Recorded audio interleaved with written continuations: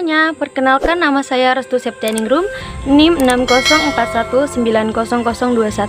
Saya dari Program Studi Manajemen Dakwah, semester 4 Fakultas Dakwah, Universitas Islam Negeri Sultan Taha Saifuddin Jambi.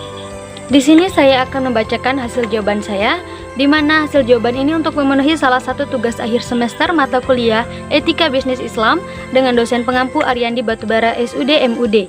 Kita langsung saja ke pertanyaan pertama, yaitu jelaskan pandangan Anda mengenai sistem ekonomi kapitalis, ekonomi sosialis atau komunis, dan ekonomi Islam.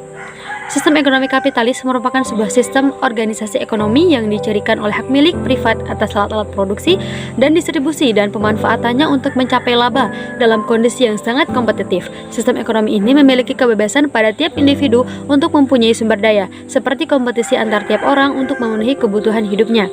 Persaingan yang dilakukan antar badan usaha dalam sistem ekonomi kapitalis adalah setiap individu berhak mendapatkan imbalan atas performa dan prestasi kerjanya. Selanjutnya adalah sistem ekonomi sosialis atau komunis, adalah suatu sistem perekonomian yang menghendaki kemakmuran masyarakat secara merata dan tidak adanya penindasan ekonomi. Negara yang menganut sistem ini seperti Rusia, Kuba, Korea Utara, dan negara komunis lainnya. Selanjutnya, sistem ekonomi Islam, yaitu sebuah sistem ekonomi tersendiri, bukan merupakan perpaduan atau campuran antara sistem ekonomi kapitalis dan sosialis, karena falsafah, nilai-nilai dasar, dan nilai-nilai instrumental dari sistem ekonomi Islam sangat berbeda dengan kedua sistem tersebut. Sistem ekonomi Islam adalah sistem ekonomi yang berketuhanan. Sendi dari aspek spiritual adalah kesadaran individu muslim akan ketaatan kepada Allah Subhanahu wa taala dan Rasul-Nya. Dengan menempatkan Allah Subhanahu wa taala pada puncak atas, maka segala aktivitas ekonomi dalam Islam tidak akan terlepas dari pengawasan dan petunjuk yang diberikan dalam Al-Qur'an dan hadis. Kita lanjutkan ke pertanyaan kedua, yaitu jelaskan pandangan Anda mengenai hubungan antara asuransi atau takaful terhadap nilai-nilai gotong royong di dalam Pancasila. Ada kaitannya atau tidak? Nah, asuransi syariah atau takmin atau tadamun adalah usaha saling melindungi dan tolong-menolong di antara sejumlah orang atau pihak melalui investasi dalam bentuk aset atau tabarruk yang memberikan pola pengambilan untuk menghadapi resiko tertentu melalui akad atau perikatan yang sesuai dengan syariah. Dari definisi ini tampak bahwa asuransi syariah bersifat saling melindungi dan tolong-menolong yang disebut dengan ta'awun, yaitu prinsip hidup saling melindungi dan saling menolong atas dasar ukhuwah Islamiyah antara sesama anggota peserta asuransi syariah dalam menghadapi resiko.